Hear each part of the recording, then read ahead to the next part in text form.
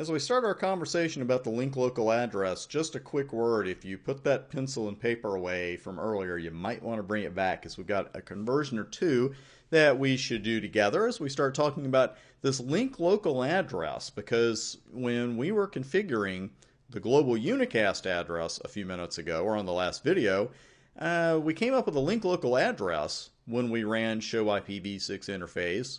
But we didn't configure this, and it doesn't look anything like the global unicast address.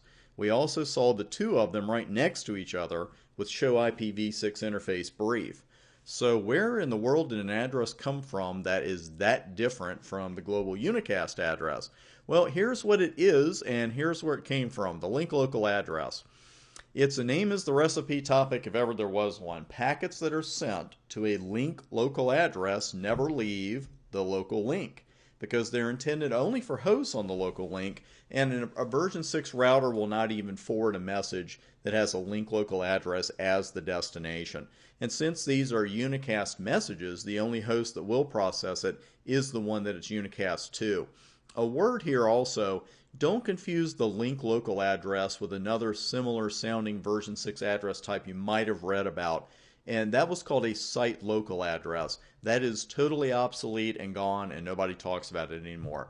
I wrote about it originally in a little bit of my version 6 material, and about that time, that's when the site local address was deemed obsolete. So whether you read some of my older material out there on the web or anybody else's, site local addresses are gone. And if you never heard of it, never mind, because you don't have to worry about forgetting about it. But again, we're strictly dealing with link local addresses here. In IP version 6, a link local address is assigned to any and every interface that is IP version 6 enabled.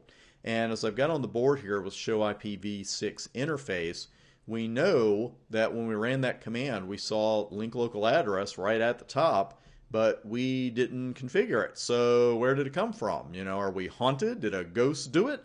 Well, nothing as fun as that, unfortunately.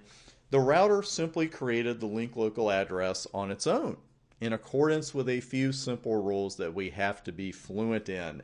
And we're going to practice that in this part of the course as well. Now, I'm sure you noticed that that address was expressed using 0 and leading 0 compression. So if you can, without peeking, because I know the answer is on the board, you should be able to look at that address and uncompress it. If I asked you, or Cisco asked you, okay, here's a link local address, what is the full 128-bit expression for that? Well, we go from left to right. And first you do your leading 0 compression. And we put the zeros back in the blocks of 20E. And that was it, right? That's the only one we could do. That left us with 5 blocks. So we know the 0 compression is representing 3. So you uncompress it there, bang, bang, bang, and you're done. That's all there is to it. So that part was easy. This part can get a little blurry at first because there are some rules out there that seem to be a little contradictory. But it's not the first time it's ever happened in networking, right? According to the official IP version 6 address standards, the link local reserved address block is FE80 followed by 0 compression /10.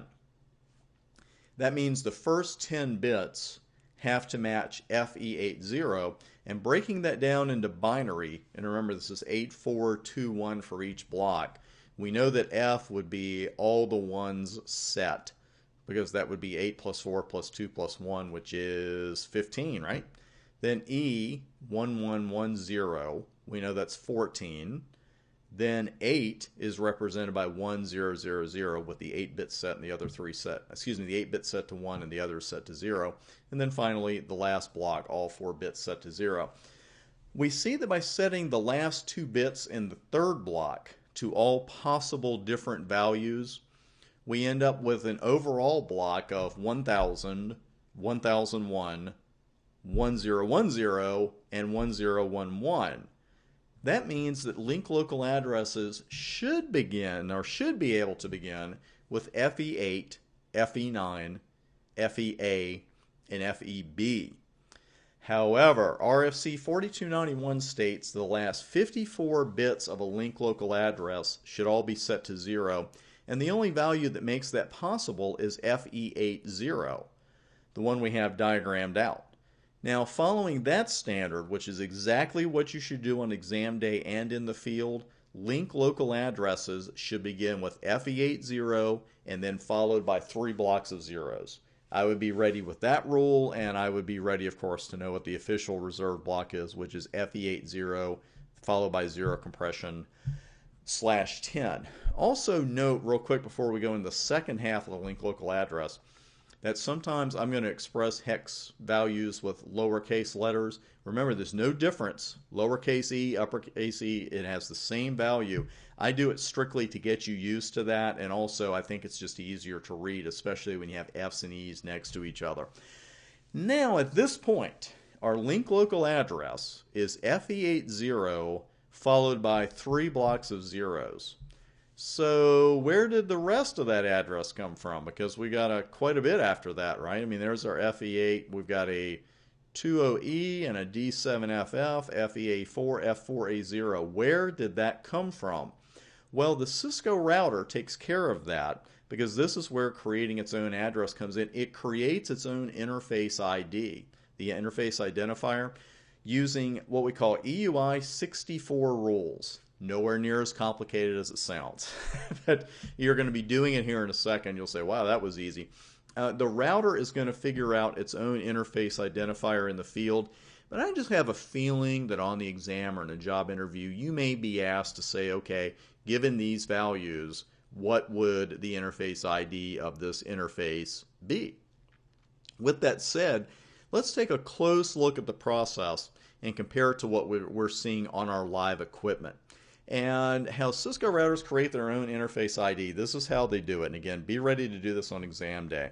All the router did to get its own interface identifier is take the MAC address for that interface, chop it in half, and stick FFFE right in the middle.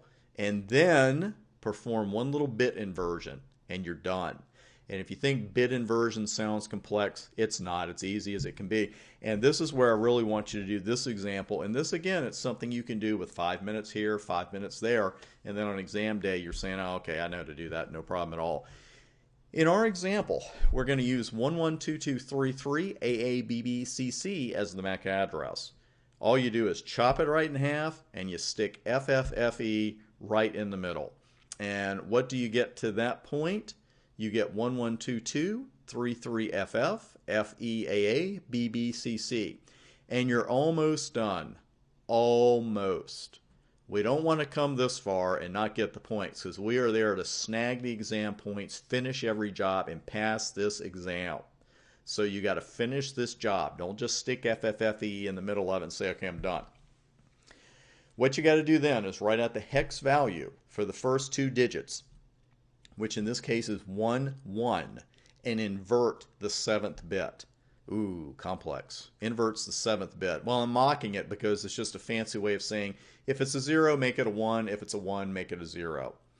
So remember, you're not dealing with 11 here. You know, you're dealing with 1 and then 1.